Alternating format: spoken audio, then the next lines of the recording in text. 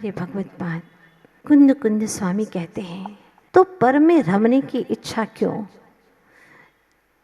जो अपने में रमे वे ही तृप्त हुए, तो संतप्त होने के लिए पर में जाने की इच्छा क्यों?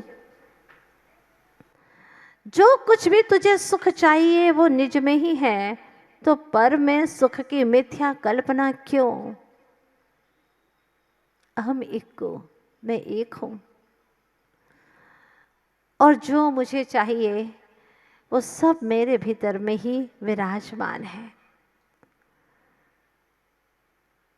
लेकिन समझ में नहीं आता और बार बार मन बाहर में दौड़ जाता है। तो आचार्य भगवान कहते हैं कि कमल के बिना सरोवर, नयन के बिना मुख, और अगर कलश न चढ़ाया जाए जिन मंदिर में तो कैसा लगता है। ठीक वैसे ही शील के बिना मनुष्य का जीवन व्यर्थ है, अधूरा क्या शुरू ही नहीं होता है।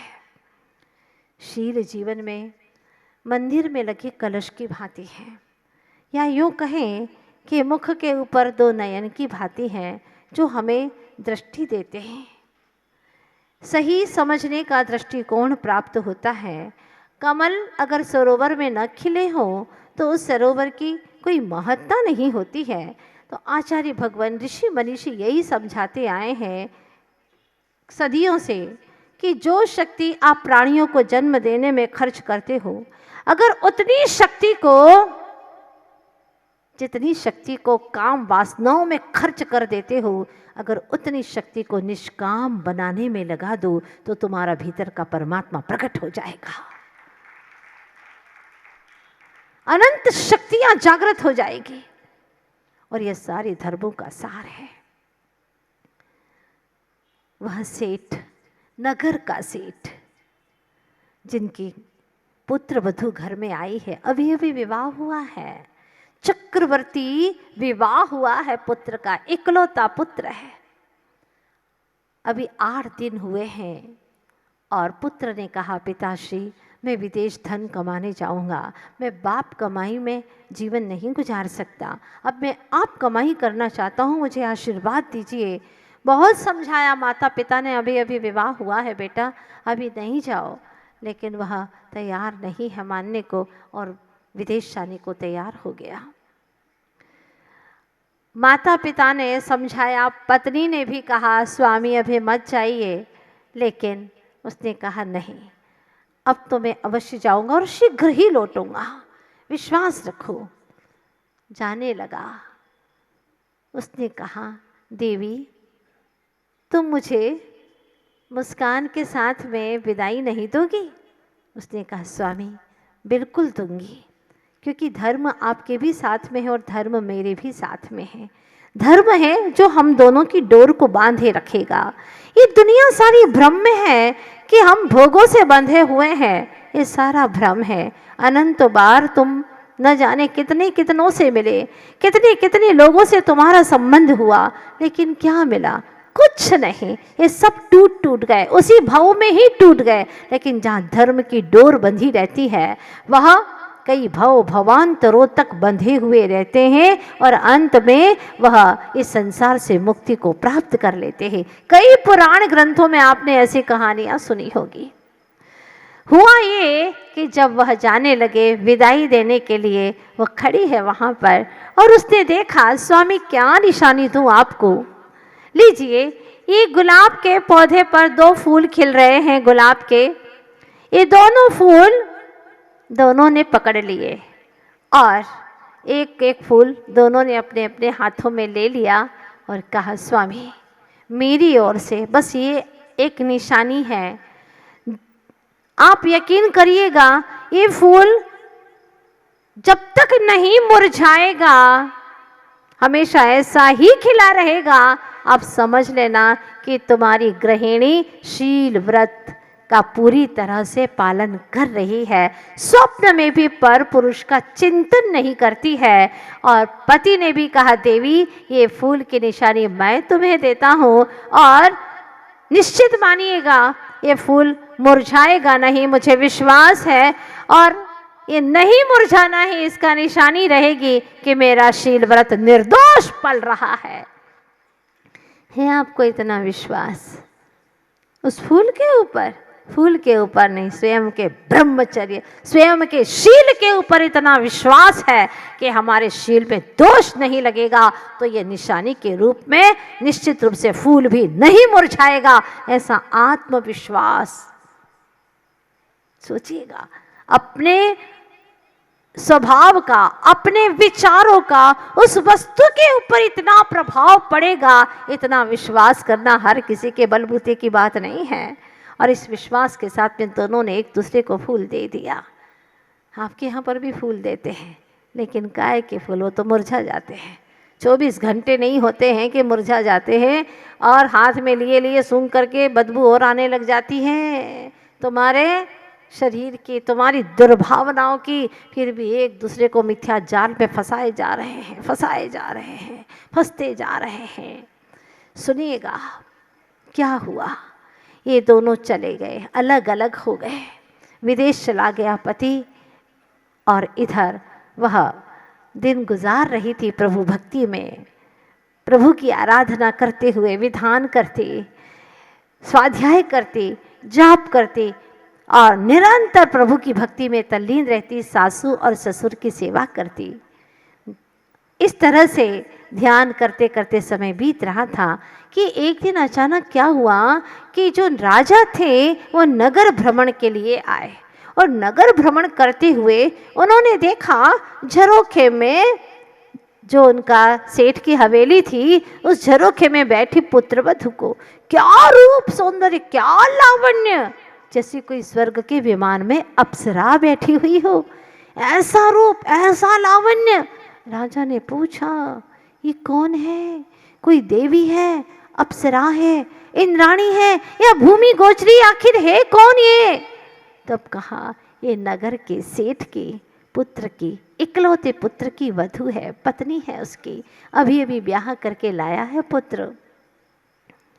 कुछ भी करो, इस देश की सर्वश्रेष्ठ वस्तु पर तो राजा का ही अधिकार होता है ना, इस पर भी मेरा ही अधिकार है। जब तक उसे न पाऊं मेरे मन में चैन नहीं है। और वह विचलित होने लगा। स्वभाव को तो जानता ही नहीं था, लेकिन अब इतनी तीव्रता से विभाव में गमन करने लगा, दिन रात लंबी लंबी श्वास लेने लगा, आहें भरने लगा, खाना पीना उसका जैसे भोजन बंद सा होने लगा, कुछ भी अच्छा नहीं लगता, राजपाट में मन नहीं लगता। ब्रह्मचर्य में गमन यूँ ही नहीं होता है, आत्मा में गमन यूँ ही नहीं होता है। जैसे कि एक शिल्पी होता है, मूर्ति बनाता है, 4 प्रकार की कषायों को हटा करके फिर क्या करता है, उसको साफ सफाई कर देता है। फिर ये सत्य हो गया, एकदम स्वच्छ हो गया। 4 कषायों के जो अनावश्यक झाड़ियाँ और सूखी घास वगैरह थे, उन सबको निकाल देता है। अब पत्थर स्पष्ट दिखने लगा, सत्यता का स्वरूप प्रकट हो गया है। किंतु इतने से मूर्ति प्रकट होने वाली नहीं है, संयम की छेनी से, मन की एकाग्रता से, अन्य इच्छाओं का निरोध करके तपश्चरण करता है, अर्थात पूरी तरह से उपयोग को उसमें लगा देता है और कल्पना कर लेता है, अपने ज्ञान में एक आकार बना लेता है और फिर वह मूर्ति को बनाना शुरू करता है।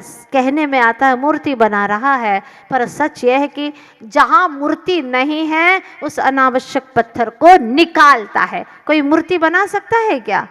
हमारे जैनागम में मूर्ति बनती नहीं है, मूर्ति निकलती है, मूर्ति निकलती है। उस पाषाण में मूर्ति है,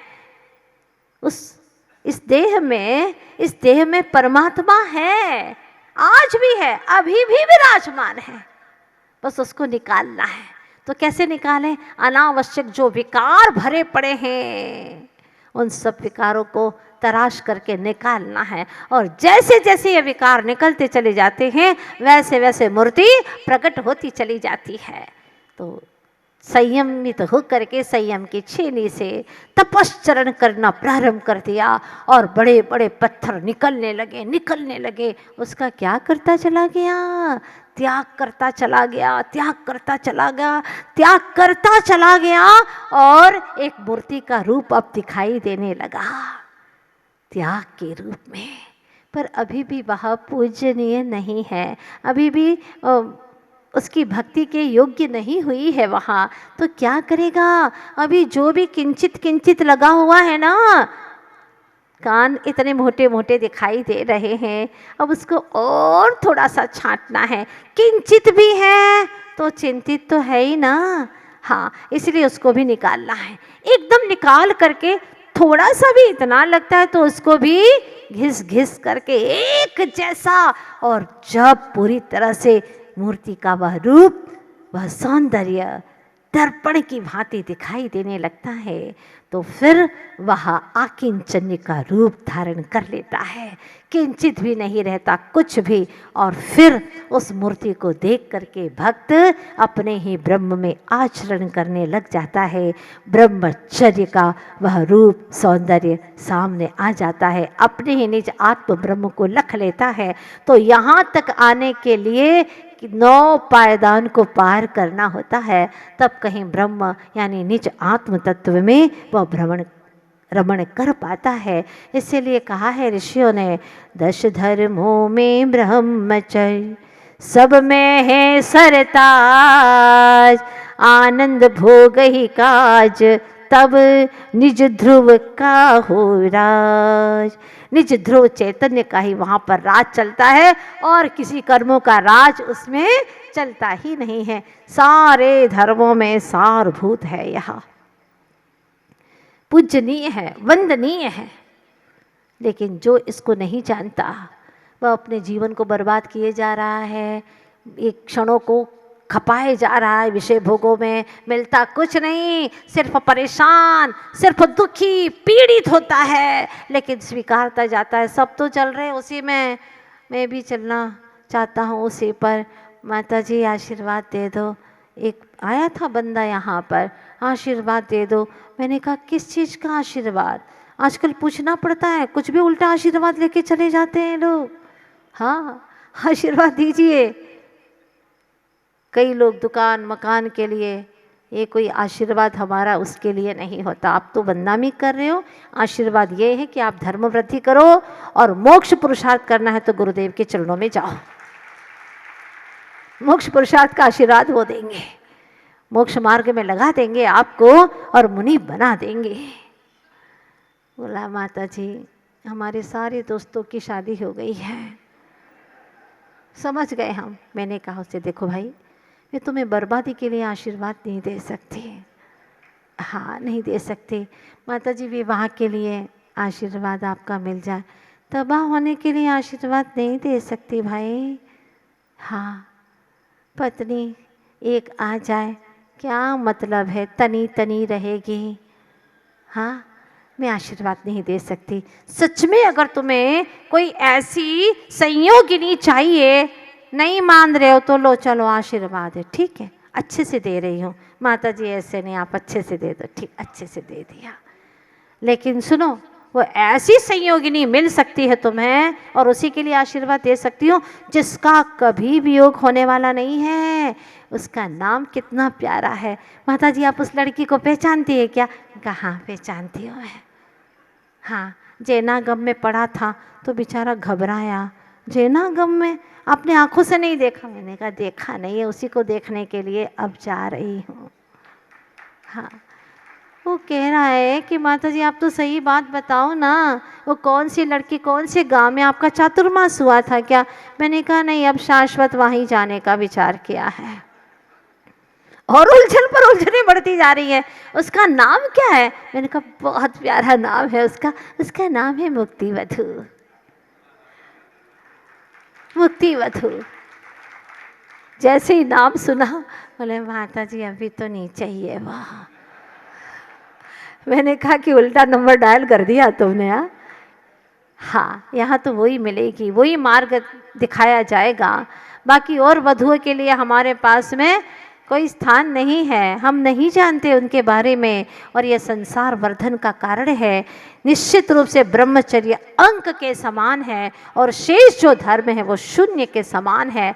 अर्थात ब्रह्मचर्य है हमारे पास में तो सारे ही शून्य लग करके हर शून्य की कीमत बढ़ती चली जाएगी। जिसने निज ब्रह्म तत्व को नहीं जाना और वह बाहर में सब कुछ संयम भी कर रहा है, तब भी कर रहा है, लेकिन ब्रह्म को जाने बिना न सम्यक दर्शन की प्राप्ति होने वाली है। और जब तक सम्यक दर्शन की प्राप्ति नहीं होगी तब तक वह उत्तम शब्द भी लगने वाला नहीं है। उसको बहुत समझाया, भैया क्या करोगे, कोई सार नहीं है, लेकिन उसे तो वो इम्प्रेशन दिखाई दे रहा है। जहाँ जाते हैं 2 जन जाते हैं, 2-4 और पीछे बच्चे बच्चे रहते हैं, बड़ी खुशहाली रहती है। उसको समझाना नामुमकिन है। जिसके भीतर में विपरीत विचार भर गए हो, क्या समझाएं। ये आशाएं, ये कामनाएं तो कभी मिटी ही नहीं है और मिटने वाली भी नहीं है। यकीन करो, अंगम गलितम पलितम मुन्नम दर्शन विहीनम जातम तुन्नम वृद्धो याति गृहीत्वा दंड तदपि न मुंचत्याशा पिंडम।